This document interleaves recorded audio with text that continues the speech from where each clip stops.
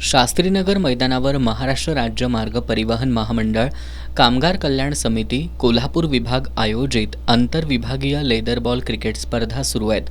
स्पर्धेच्या तिसऱ्या दिवशी सकाळच्या सत्रात सांगली विरुद्ध रायगड जिल्हा या संघात सामना झाला.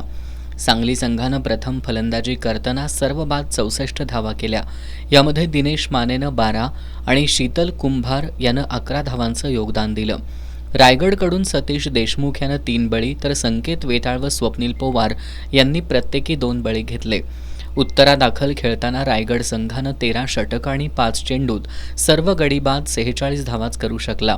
सांगलीच्या दीपक पाटील यानं 4, रजाक शेख यानं 3 आणि शीतल कुंभार यानं 2 बळी घेतले. दीपक पाटील हा सामनावीर तर भाविक शेलार हा लढवय्या खेळाडू ठरला. सांगली संघानं हा सामना 18 धावांनी जिंकून स्पर्धेची अंतिम फेरी गाठली.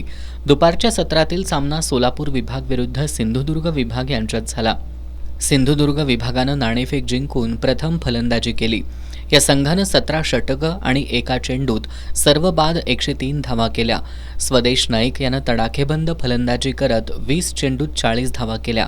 यामध्ये 5 षटकार आणि 1 चौकार यांचा समावेश होता. सोलापूरकडून रोहन तारापूरकर व महालिंगा साखरे यांनी प्रत्येकी 3 बळी तर अनिल नागरसे यानं 2 बळी घेतले. उत्तरादाखल खेळताना सोलापूर विभागाचा संघ 90 धावात बाद झाला. सिंधुदुर्गकडून सचिन मुळे यानं 4 बळी तर हर्षल गिरकर, सागर चिकोडीकर आणि स्वदेश नाईक यांनी प्रत्येकी 2 बळी घेतले.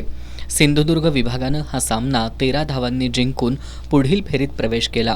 सामनावीर स्वदेश नाईक तर रोहन तारापूरकर हा लढवय्या खेळाडू ठरला. छत्रपती संभाजीनगर मध्यवर्ती कार्यशाळा विरुद्ध सिंधुदुर्ग यांच्यात उपांत्य फेरीतील सामना होणार असून यातील विजयी संघाची सांगली विभागाशी अंतिम फेरीसाठी लढत होईल.